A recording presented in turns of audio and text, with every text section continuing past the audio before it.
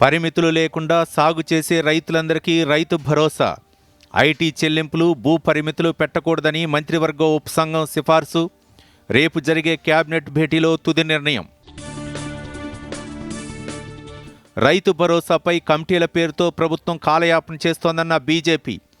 రైతు కూలీలకు 12,000 ఇస్తామన్న హామీ ఎప్పుడు అమలు చేస్తారో చెప్పాలని డిమాండ్.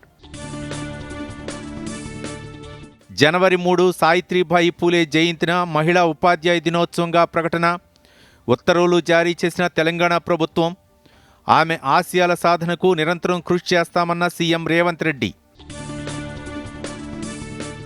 హాస్టల్స్లో విద్యార్థుల మరణాలపై జాతీయ బాలల హక్కుల కమిషన్ ఆందోళన. నివేదిక సమర్పించాలని రాష్ట్ర ప్రభుత్వానికి నోటీసులు. గుకేష్, హర్మన్ప్రీత్, ప్రవీణ్ కుమార్, మను బాకర్లకు ఖేల్ రత్న. 32 మందికి అర్జున, 5గురికి ద్రోణాచార్య అవార్డులను ప్రకటించిన కేంద్రం.